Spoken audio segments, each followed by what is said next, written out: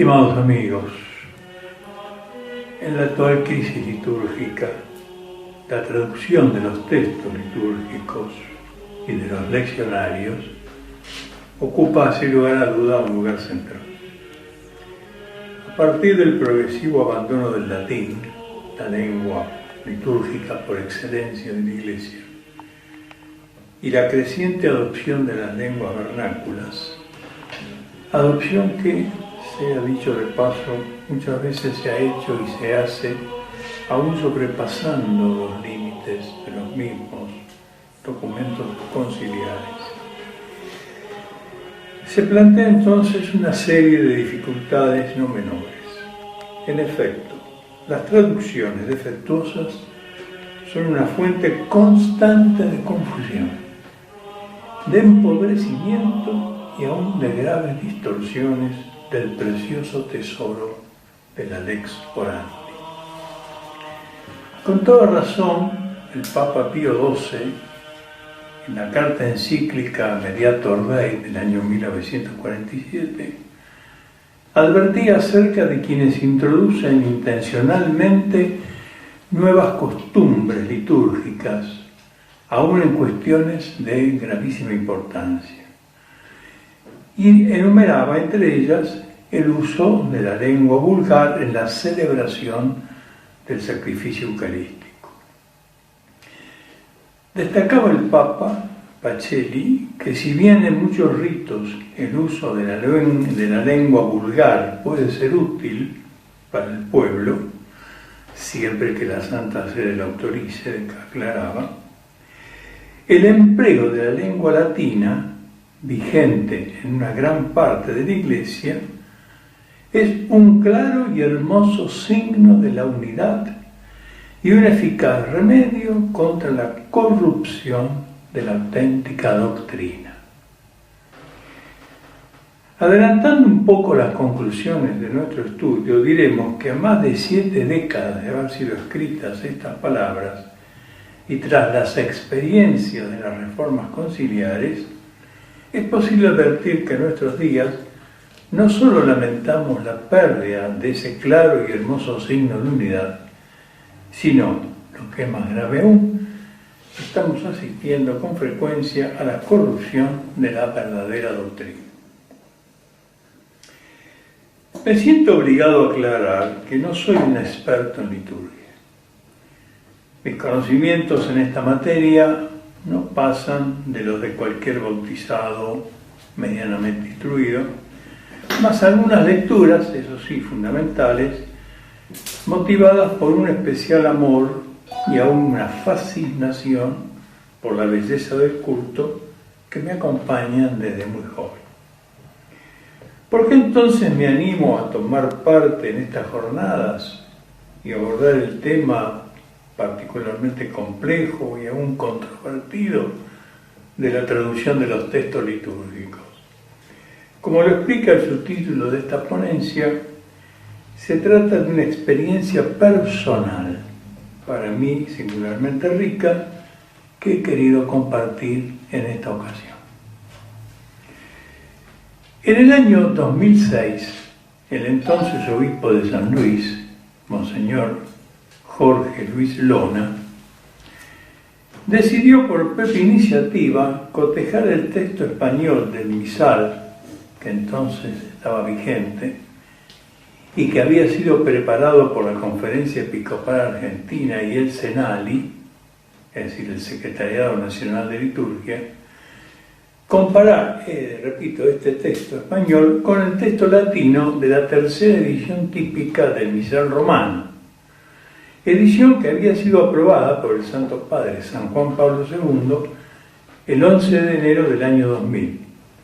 Luego, promulgada y declarada edición típica por la Sagrada Congregación del Culto Divino el 20 de abril de ese mismo año y finalmente dada publicidad el 22 de enero del año 2002. Con respecto a la versión española que tuvimos a la vista para hacer el cotejo, debo aclarar que se trata de la versión inmediatamente anterior a la versión que hoy rige, que, como veremos después más adelante, fue impuesta en el año 2009.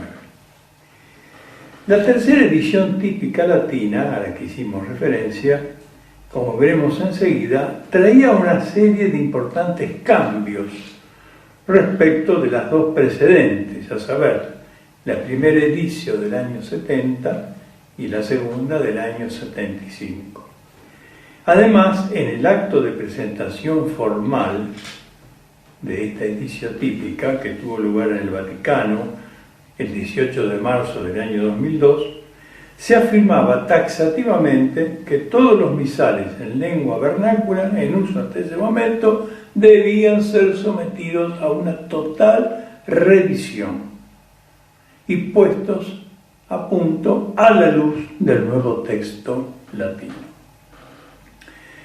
Teniendo en cuenta estas circunstancias, Monseñor Lona encargó la tarea de cotejar los textos, el español y el latino, a 3 personas.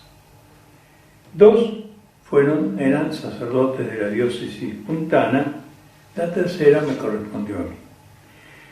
La parte del misal que me tocó examinar correspondía a las preces eucarísticas, a las plegarias eucarísticas de reconciliación, a las plegarias eucarísticas por varias necesidades y las plegarias eucarísticas para las misas con niños. El resultado de esta labor fue volcado en un informe que oportunamente elevé a Monseñor Lona y cuyas conclusiones constituyen el núcleo de esta presentación. Antes de pasar a exponer las conclusiones volcadas en ese informe, es necesario considerar los 2 documentos fundamentales que fueron la guía del trabajo de cotejo de textos. Me refiero, en primer lugar, a la 5ª instrucción para la recta aplicación de la Constitución sobre la Sagrada Liturgia del Concilio Vaticano II, la instrucción Sacrosanto Concilium, conocida con el nombre de Liturgia Auténtica. Esta instrucción sobre el uso de las lenguas vernáculas en la publicación de los libros de la liturgia romana fue elaborada por la Sagrada Congregación para el Culto Divino y la Disciplina de los Sacramentos y fue publicada el 28 de marzo del año 2001. Esta instrucción Liturgia Auténtica fue el primer texto que tuvimos como guía de nuestro trabajo. Y el segundo texto es la ya mencionada Editio Típica Tercia Missalis Romani, presentada, como ya dijimos, el 22 de febrero de 2002, que año después, en el año 2008, fue enmendada, de manera que actualmente rige como Editio Típica Tercia enmendata. Bien, vamos a analizar brevemente estos 2 textos, la Instrucción Liturgia Auténtica y la tercera edición típica del Misal Romano. El primero de estos textos, la Instrucción Liturgia Auténtica, constituye la guía más precisa y completa en orden a la traducción de los textos litúrgicos a la lengua vernácula. ¿Se entiende? Sin duda, el progresivo y masivo abandono de la lengua latina a partir de la reforma de la liturgia promovida por el Concilio Vaticano II, abandono que, como dije antes, ha ido incluso bastante más allá de la letra y del espíritu de la misma Constitución Sacrosanto Concilium, dio lugar, como era de prever, a una multitud de nuevos problemas y hasta, diría yo, de peligros. Y la Santa Sede entendió que era preciso, de alguna manera, afrontar del modo más seguro la salvaguardia de estas dificultades y aún de estos peligros que presentaban las traducciones. Pues, quebrada de hecho la unidad lingüística, la integridad e incorruptibilidad de la liturgia universal de la Iglesia era un riesgo cierto. Se imponía, por tanto, una guía clara y segura de parte de la suprema autoridad eclesiástica, y en este sentido la instrucción litúrgica auténtica vino a cubrir esa necesidad. Es interesante resaltar algunos conceptos clave del texto. Así, respecto de la función y sentido de los textos litúrgicos y de su versión a las lenguas vernáculas, Liturgia Auténtica, en sus números 19 y 20, afirmaba lo siguiente: las palabras de la Sagrada Escritura, así como las otras que se pronuncian en las celebraciones litúrgicas, especialmente en la celebración de los sacramentos, no se dirigen en primer lugar a reflejar las disposiciones internas de los fieles, sino, y esto es muy importante remarcarlo, sino a expresar unas verdades que superan las fronteras del tiempo y del lugar. Continuaba la instrucción. Los textos litúrgicos latinos del rito romano, mientras recogen la secular experiencia eclesial de transmisión de la fe de la Iglesia recibida de los padres, son también fruto de la renovación litúrgica que se ha realizado recientemente. Para conservar un patrimonio tan grande y tan rico, y para transmitirlo a los siglos venideros, es necesario que la traducción de los textos litúrgicos de la liturgia romana sea no tanto, y acá vuelvo a destacar el texto, no tanto una labor de creación nueva, sino de traducción fiel y cuidada de los textos originales a las lenguas vernáculas. Como puede apreciarse, se trata de definiciones más que importantes, toda vez que ponen un adecuado límite a los extravíos de ciertas inculturaciones y aún de creaciones lamentablemente muy frecuentes. A unos párrafos más abajo, este mismo documento, Liturgia Auténtica, en su número 27, insistía todavía más en estas cuestiones. Aunque haya que evitar términos y locuciones, decía Liturgia Auténtica, que por su misma naturaleza resultan demasiado poco usados o inadecuados y que impiden una comprensión fácil, sin embargo es preciso considerar los textos litúrgicos más como voz de la Iglesia orante que como algo propio de grupos particulares o de individuos, y por lo tanto deben estar libres de un uso demasiado cercano a las expresiones coloquiales. Es evidente que el texto de la instrucción es particularmente claro. A partir de ese número 27, luego la instrucción daba una serie de normas taxativas que debían tenerse en cuenta a la hora de traducir los textos. Vamos a mencionar solo algunas de esas normas. Primero, decía la instrucción, se debe evitar el recurso sistemático a medidas imprudentes, como la sustitución automática de palabras, el paso del singular al plural, la división de un término con significado colectivo en parte masculina y femenina. Esto hoy está muy en boga, desgraciadamente, hermanos y hermanas, etc. O la introducción de términos impersonales y abstractos. Todo esto puede impedir la comprensión del sentido pleno de algún término o expresión del texto original y tiene además el peligro de introducir dificultades teológicas y antropológicas en la traducción. Esto lo dice la instrucción en el número 31. Luego decía, si se trata de Dios omnipotente o de cada persona de la Santísima Trinidad, se debe mantener la verdad de la tradición y el uso establecido en cada lengua para el género. Número 31, acápite A. Otra norma. Hay que tener especial cuidado para asegurar que la expresión hijo del hombre sea traducida con fidelidad y exactitud. La gran importancia cristológica y tipológica de esta expresión requiere que en toda traducción se emplee un lenguaje tal que permita comprender estas palabras unidas en el contexto completo de la traducción. Esto está en el acápite B del número 31. Otra norma decía: no es lícito que la traducción reduzca y limite el sentido pleno del texto original.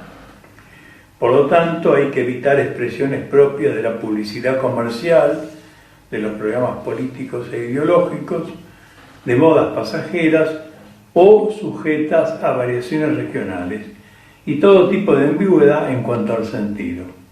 Esto era el parágrafo número 32. Sigue todavía otra norma más. Según una tradición inmemorial recibida, que ya aparece en la versión de los 70, el nombre de Dios omnipotente, expresado en hebreo con el tetragrama sagrado y en latín con el término Dominus, se debe traducir en toda lengua vernácula con un término del mismo significado. Número 41, acápite C. Esto es muy importante por lo que vamos a ver después. Por otra parte, sigue diciendo la instrucción, las traducciones deben presentar una variedad de vocabulario que corresponda en la medida de lo posible a la variedad característica del texto original. Se previene al respecto de modo particular acerca del defecto de traducir los diversos modos de dirigirse a Dios, como por ejemplo Domine, Deus, Omnipotens, ad eterne Deus, Pater, etc., reduciendo innecesariamente esta variedad lingüística del latín a un solo o único término de la lengua vernácula, y de igual modo en lo que respecta a los términos que expresan la súplica, defecto que puede hacer tediosa la traducción y oscurecer la riqueza y belleza con la que el texto latino expresa la relación entre los fieles y Dios. Número 51. En síntesis, las normas establecidas por la instrucción respecto de la traducción de los textos pueden resumirse en lo siguiente. Deben ser trasladados íntegramente, del modo más exacto, sin omisiones o adiciones de términos en su contenido, sin paráfrasis o glosas, y procurar que la adaptación a la lengua vernácula sea sobria y discreta. Es importante que se retengan estas precisas y taxativas directivas de liturgia auténtica, porque como vamos a ver después, ninguna de estas normas, o casi ninguna de ellas, fue observada en el texto español que tuvimos ocasión de cotejar. En cuanto a la editio típica tercia del misal romano, es necesario tener en cuenta algunas cuestiones centrales. El nuevo misal, como dijimos antes, fue presentado en una conferencia de prensa en la sede de la Sagrada Congregación para el Culto Divino y la Disciplina de los Sacramentos el día 18 de marzo del año 2002. En esa ocasión, el cardenal interviniente fue el cardenal Jorge Arturo Medina Esteves. El cardenal precisaba en esa conferencia de prensa y decía lo siguiente: no se trata de una simple reimpresión enmendada, sino de una verdadera y propia editio típica, esto es, una edición oficial, puesta al día, destinada a la celebración eucarística en lengua latina y que constituye la base inmediata para las traducciones en las lenguas nacionales, las que estarán a cargo de las conferencias de obispos de los diversos países del mundo. De acuerdo, recalcaba el cardenal, con cuanto se ha establecido en la reciente instrucción Liturgia Autentica del 28 de marzo de 2001, para poder así obtener la recognición de la Santa Sede antes de entrar en vigencia en la respectiva área lingüística. Tradición típica, concluía el cardenal Medina Esteves, viene a ser el paradigma al que es necesario referirse para emprender el trabajo de traducción de los textos litúrgicos a las lenguas vernáculas, y a ella debe atenerse en orden a la fidelidad.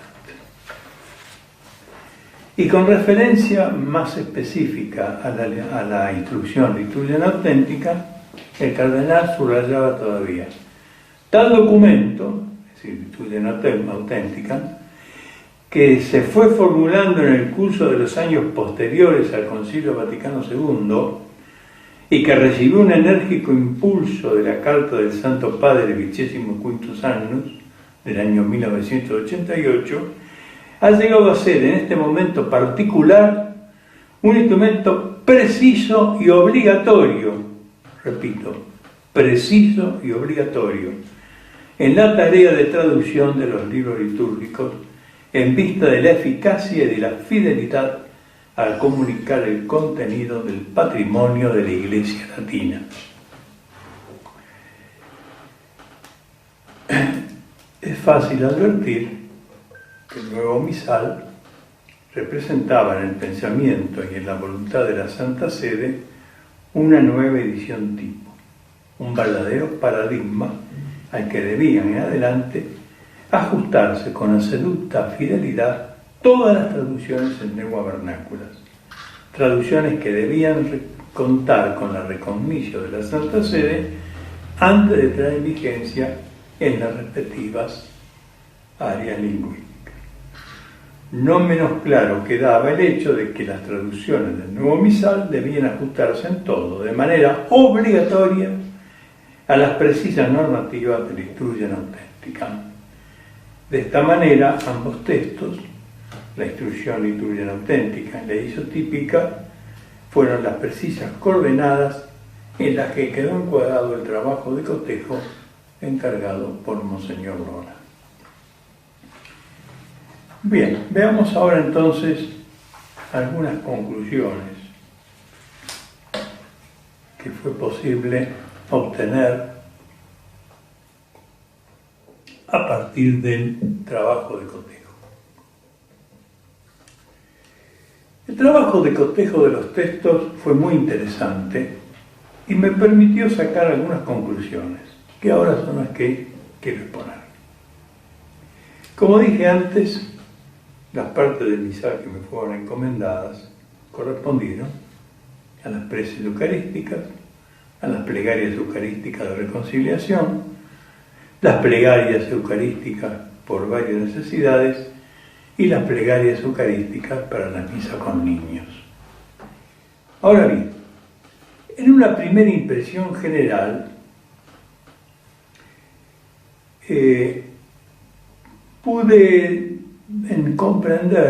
percibir que los aspectos literarios de la traducción examinada eran bastante deficientes. En este sentido, pudo verse que la traducción propuesta no seguía las orientaciones de la instrucción Liturgia Auténtica, que de hecho ni siquiera era mencionada, y era en general una traducción libre.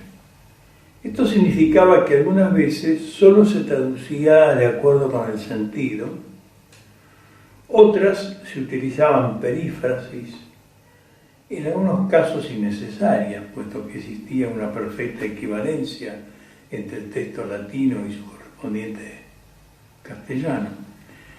En ocasiones la traducción se parecía más a una glosa del original, en otras aparecían cambios injustificados. A veces se omitían, agregaban o cambiaban palabras que modificaban el espíritu del texto tipo. Dentro del marco de esta impresión primera y general que produjo el texto español, pude determinar una serie de dificultades que agrupé en 5 ítems, que ahora voy a desarrollar. Primer ítem, decíamos en aquel informe, en general no se ha logrado expresar adecuadamente, conforme al genio propio de la lengua española, ni la cadencia, ni la elegancia, ni la solemnidad del lenguaje de la lengua latina. Esta cadencia, elegancia y solemnidad se logran gracias a un uso adecuado y armónico de nexos coordinantes, a una debida articulación de las oraciones y a una división del texto en parágrafos, todo lo cual, por regla general, estaba ausente en la traducción española. El uso del ustedes, por ejemplo, quitaba al texto elegancia y solemnidad. Si bien en aquella versión del año 2006 dicho uso no comprometía ni afectaba ninguna parte esencial del canon, cosa que después, como veremos, no ocurre en la edición del año 2009, pues el uso de ustedes era nada más que una forma de dirigirse al pueblo. No obstante, ya marcaba una tendencia a eliminar toda diferencia entre la lengua litúrgica y la lengua corriente, en contra de lo que expresamente advertía la instrucción litúrgica auténtica, como hemos visto en sus parágrafos 5, 27, 47, 50 y 59. Ese fue un primer grupo de dificultades. Segundo grupo, o segunda dificultad. Los frecuentes cambios de ciertas expresiones o su sustitución por otras no exactamente equivalentes disimulan o ocultan a menudo cuanto en el texto tipo hay de imprecación, de alabanza, de oración suplicante, de postración del hombre ante la majestad divina. Todo lo que en el texto latino, digamos así, expresaba esta actitud del hombre de postración, de imprecación, de alabanza ante la majestad divina, todo eso estaba de hecho suprimido. Y al respecto voy a dar algunos ejemplos. Por ejemplo, en la Prex Eucarística primera, el número 84, el texto latino dice: Te igitur clementissime pater, per Iesum Christum filium tuum Dominum nostrum, supplice rogamus ac petimus, uti accetta habeas, e benedicas ac dona ac munera, etc. Y esto se ha traducido así: A ti, Padre misericordioso, te pedimos humildemente, por Jesucristo, tu Hijo, nuestro Señor, que aceptes y bendigas esto todo. Bien, se observan algunos cambios más que significativos. Por empezar, el superlativo clementissime, que sería clementísimo, referido a Dios Padre, ha sido sustituido por misericordioso, lo cual no es exactamente lo mismo. Además, la expresión supplice rogamus ac petimus, te rogamos y pedimos suplicantes, que es una expresión propia de la postración del hombre ante la divinidad, se la ha reemplazado por humildemente te pedimos, con lo cual se atenúa visiblemente el tono de súplica. Una cosa es suplicar, rogar, suplicar, y otra cosa es pedir. En la misma Prex, el número 87, leíamos lo siguiente. Se dice en el texto latino original: Anisitur oblationem servitutis nostre, setecunta familia tua, et quosimus Dominum placatus accipias. ¿Cómo se traduce esto? Acepta, Señor, en tu bondad esta ofrenda de tus servidores y de toda tu familia santa. Bueno, también aquí advertimos la misma notoria disminución del tono de imprecación y de súplica a sustituir la expresión quasemus ut placatus accipias, que literalmente es te pedimos que propicio o aplacado aceptes. Se le pide a Dios que acepte propicio y aplacado. Se lo ha cambiado por aceptan tu bondad. Ustedes ven, es fácil advertir que se disminuye o omite con toda evidencia el sentido de oblación, ofrenda que aplaca la divinidad. Otro ejemplo, en la prece eucarística número 3, en el número 113, el texto latino dice: Respice quasimus in oblazione in ecclesia tua, e agnosen ostiam, cuyo voluisti immolazione y placari. Esto se traduce del siguiente modo: dirige tu mirada sobre la ofrenda de tu iglesia y reconoce en ella la víctima por cuya inmolación quisiste devolvernos tu amistad. Acá también es muy clara la eliminación de palabras que, al ser sustituidas por otra, indebidamente cambian el tono, no el sentido, pero sí el tono. Porque el texto latino usa placari, que es un infinitivo en voz pasiva, que quiere decir ser aplacado. Es decir, esta ofrenda, esta víctima, esta hostia por la cual quisiste ser aplacado, ahora se cambia por la que quisiste devolvernos tu amistad, lo cual no es exactamente lo mismo. Se omiten o sustituyen también expresiones como propicius, propicio, digneris, dignate, respicere propicio sereno vultu, mirar con rostro propicio y sereno, y otras similares destinadas a acentuar el sentido de postración del hombre ante Dios.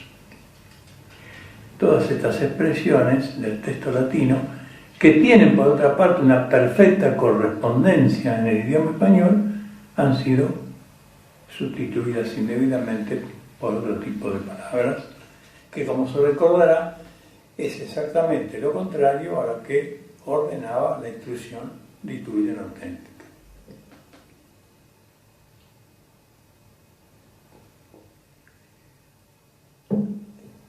La tercera dificultad, un grupo de dificultad que advertíamos, eran unos cambios innecesarios que en ocasiones oscurecen o ocultan el sentido del texto tipo.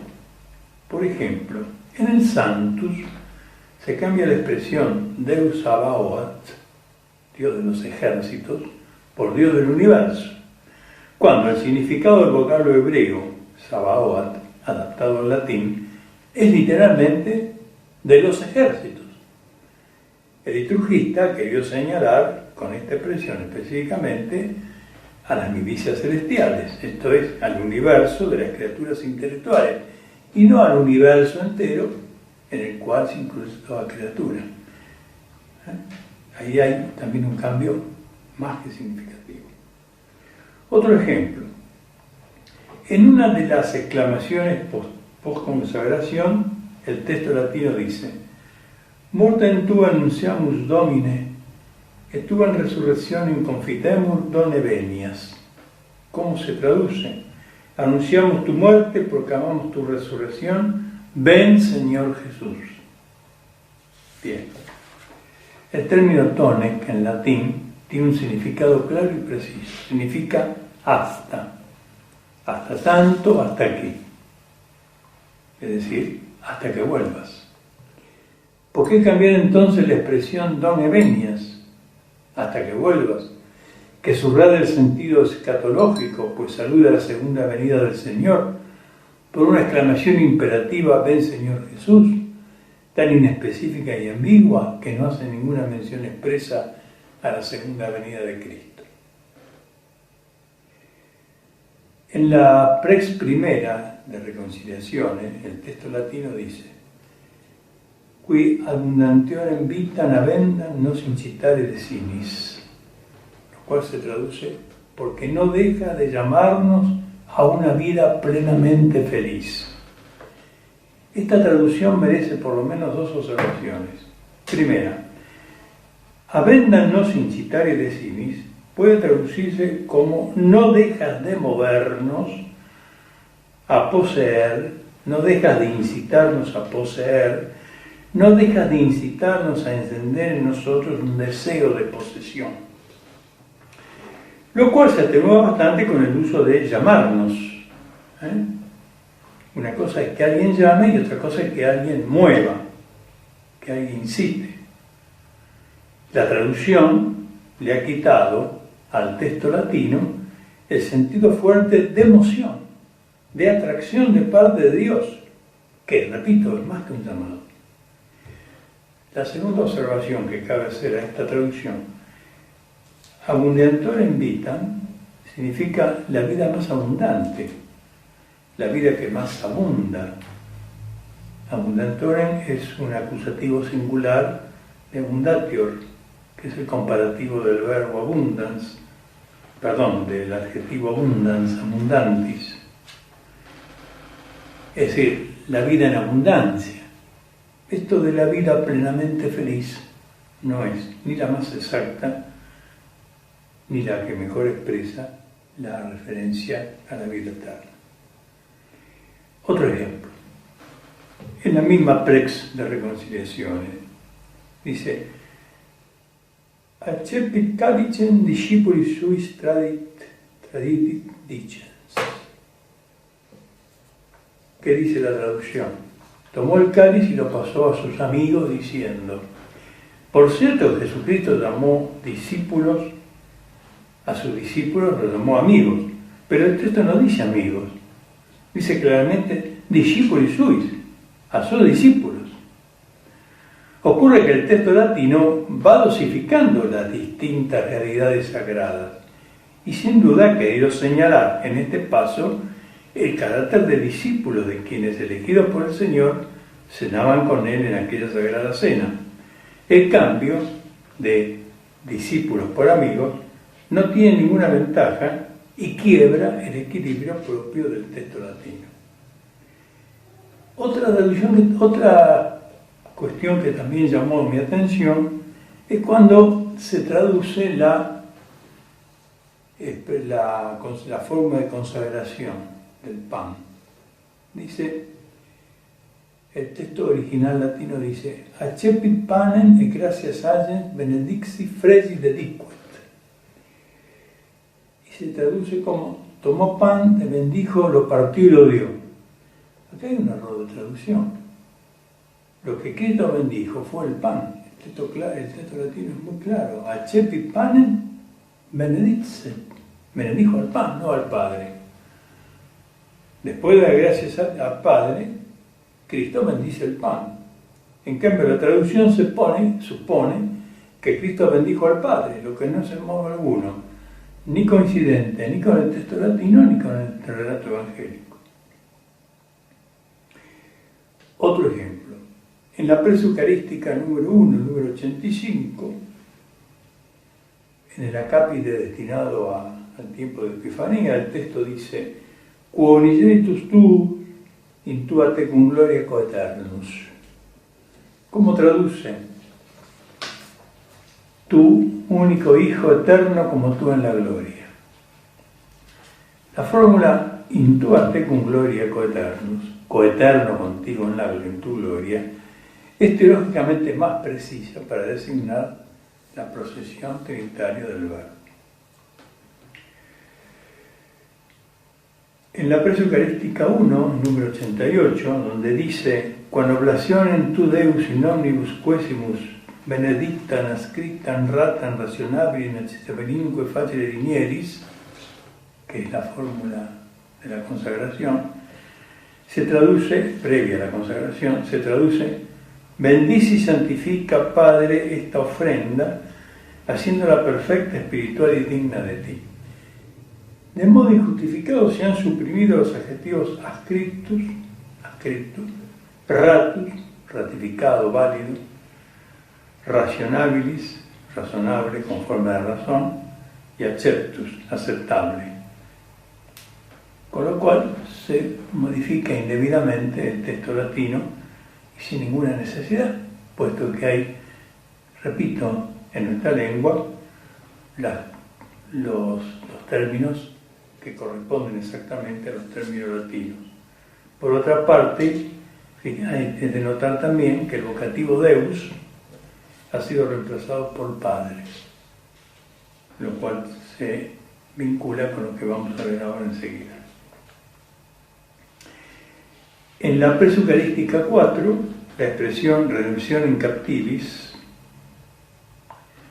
ha sido traducida como liberación de los oprimidos, teniendo en cuenta el uso equívoco del marcado matiz político y sociológico que esta expresión tiene entre nosotros.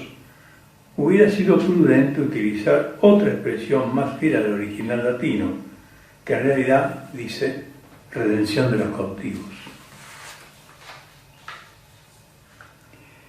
Un último ejemplo. En la Prex Segunda, para varias necesidades, hay un título que dice Deus Ecclesiam Suam inviam salutis conducens. Se traduce solamente Dios guía a su iglesia. Se omite inviam salutis, es decir, Dios conduce a su iglesia por la vía de la salvación.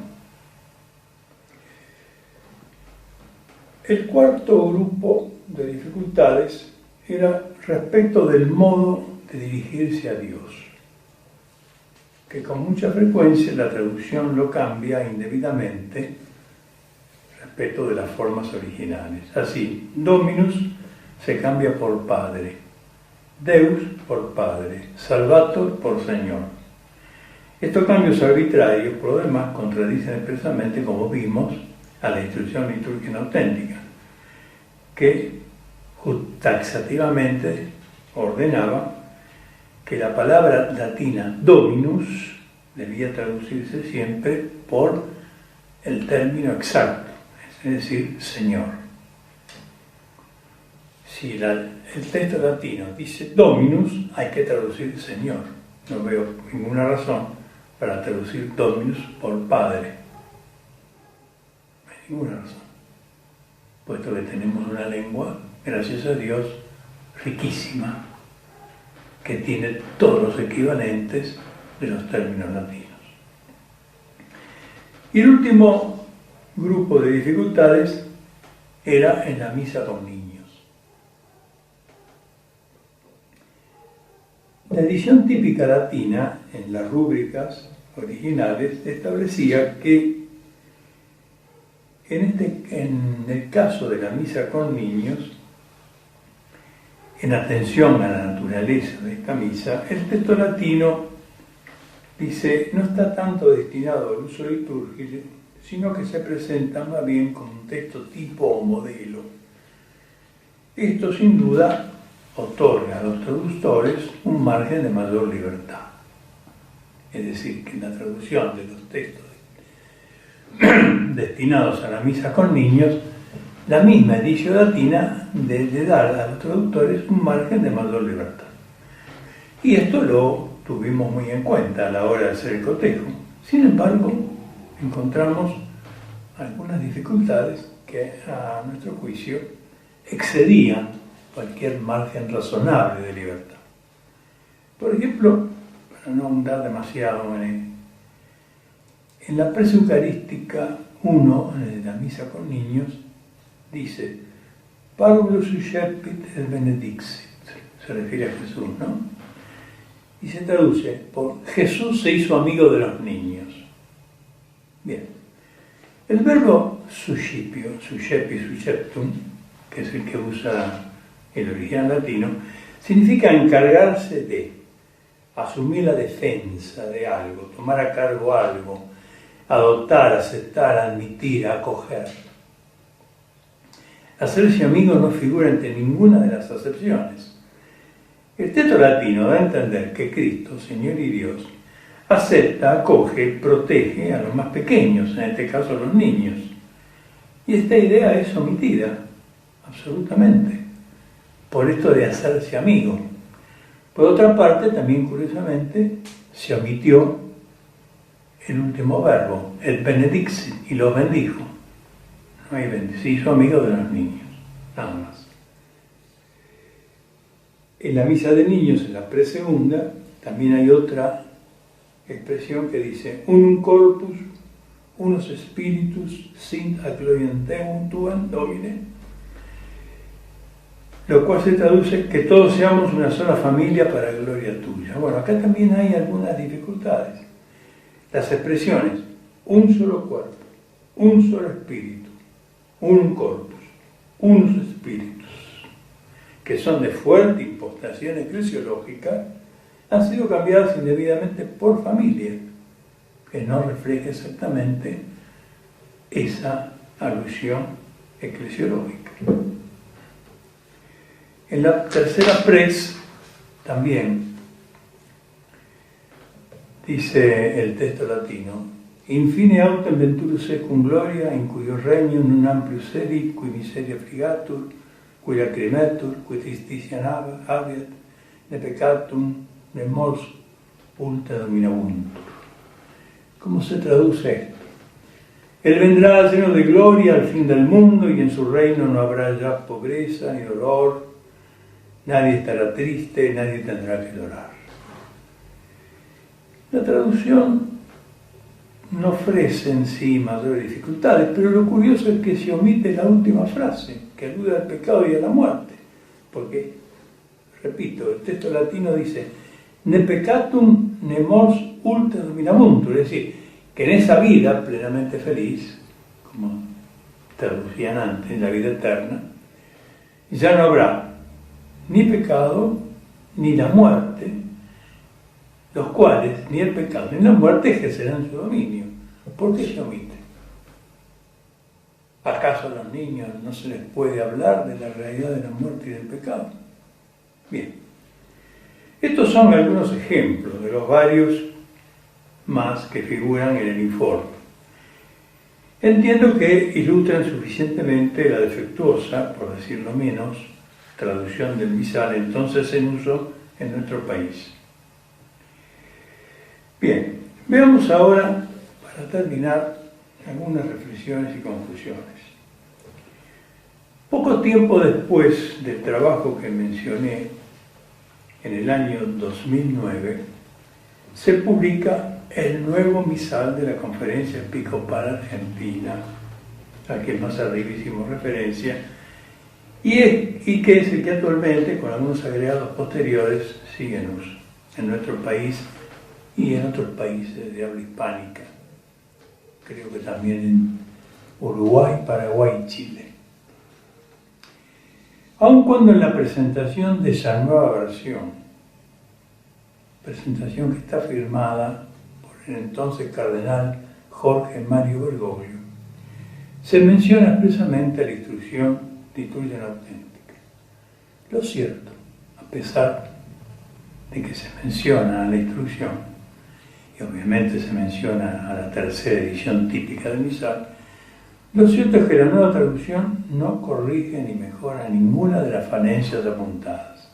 Por el contrario, esta versión introduce como obligatorio el empleo del uso verbal ustedes y la consiguiente derogación del vosotros, que ahora sí afecta la fórmula de la consagración del pan y del vino.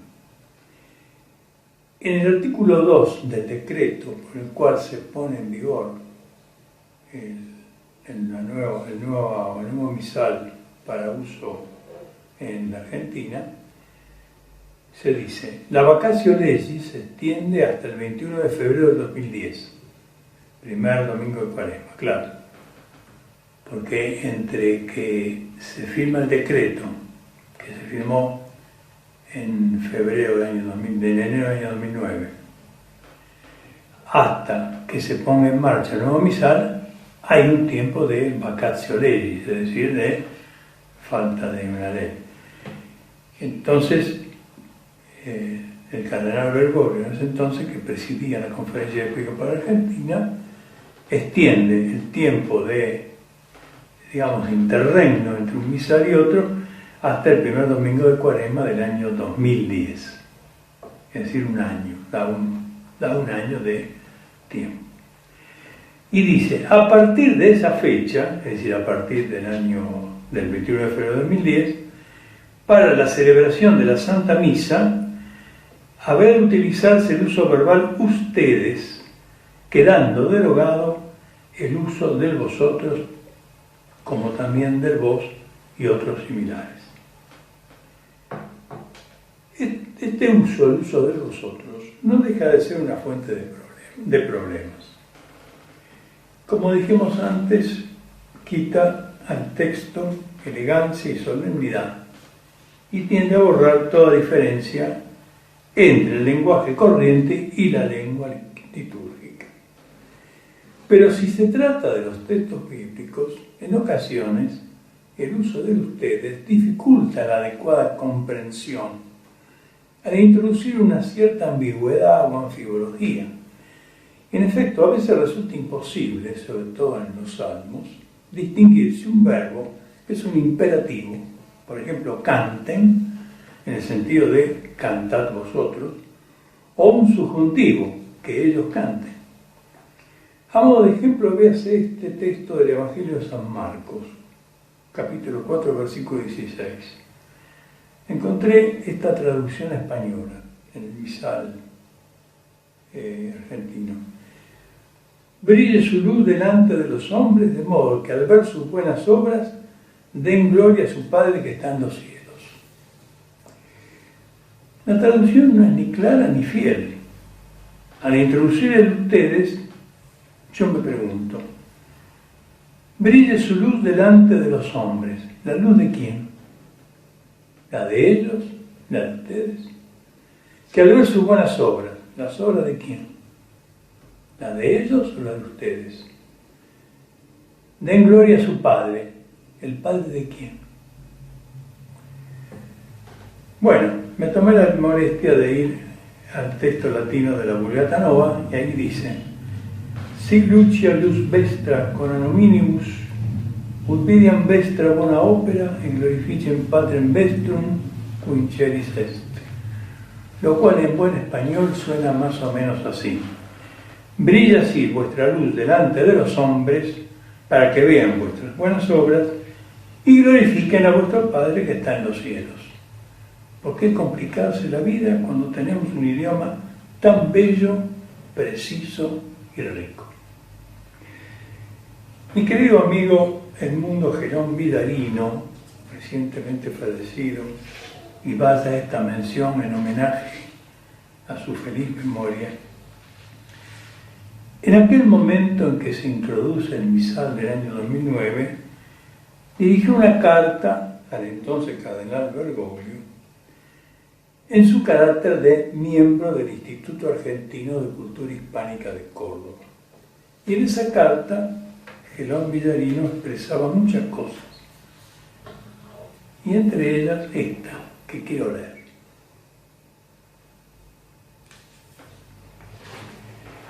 Si meditamos el valor propio de las palabras, como cuando invocamos el nombre del Padre y del Hijo y del Espíritu Santo, o pedimos que santificado sea tu nombre, hallamos variaciones sorprendentes. El cambio de la segunda persona por la tercera en la conjugación verbal cambia también la dirección del mandato. Sí, tomad y comed fundaba un compromiso personal para nosotros, a quienes dirigía el Señor. El tomen y coman en tercera persona no nos compromete. ¿Quiénes tomen y coman? Ellos. ¿Quiénes son ellos a los que apunta el significado propio del mandato imperativo? Por de pronto, ni el celebrante ni los que participamos en la celebración estamos aludidos, sino otros que tampoco están presentes. Hemos sido dejados al margen. Recuerdo aquí un pasaje de la síntesis oficial de la quinta instrucción Liturgia Auténtica. Los verbos deben traducirse con precisión, respetando la persona, el género y el número, lo cual aquí no se cumpliría. Es de lamentar que estas sabias palabras del querido y recordado del mundo no hayan sido tenidas en cuenta. En la misma carta que acabo de citar, afirmaba George, en referencia al proceso de traducción del misal argentino, que la marcha de las sucesivas modificaciones en la traducción del misal desde los 70 para acá acompaña la decadencia cultural y la pérdida de identidad nacional. Y mucho tememos que en el futuro inmediato la decadencia sea aún mayor.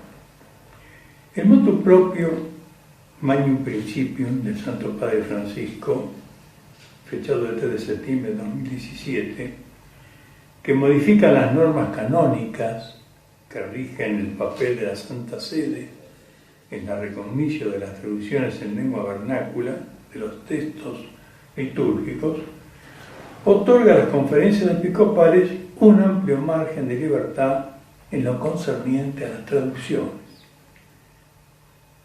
Ya ni siquiera se habla de traducciones, sino de adaptaciones. No es esta la ocasión para un análisis pormenorizado de este documento, pero si se tiene en cuenta la generalizada tendencia hoy presente en buena parte de los episcopados a la llamada inculturación y a una cierta creatividad más que dudosa, y la creciente decadencia de la liturgia en toda la Iglesia, no cabe esperar días mejores. Lo grave es que lo que aquí está en juego es la lex orandi de la Iglesia. En este sentido no podemos dejar de expresar nuestra preocupación, toda vez que traducciones deficientes, cuando no directamente orientadas a un manifiesto propósito de reinterpretar la liturgia según criterios arbitrarios e incompatibles con el magisterio y con la tradición, nos lleven finalmente a una adulteración de la misma fe. A más de 50 años de la reforma litúrgica querida y promovida por el Concilio Vaticano II, no son pocos los que se preguntan qué ha quedado del rito latino. Y siempre de una reforma, lo que hoy tenemos es simple y llanamente la ruina del rito romano. Cuando se impuso la reforma litúrgica, hubo muchos que se apresuraron a despedir al ilustre latín por considerar una barrera infranqueable en el mundo de nuestros días entre los fieles y la celebración de los sagrados misterios. Las lenguas vernáculas venían así a superar esa barrera. Pero la triste experiencia de estos años nos ha demostrado que las cosas no sucedieron exactamente de ese modo. Por el contrario, a la supuesta barrera del latín ha sucedido otra barrera aún mayor si cabe. La barrera que hoy representan las traducciones infieles a las lenguas vernáculas. Y es esta barrera la que de alguna manera será necesario superar para no correr el riesgo de que se pierda la fe. Muchas gracias.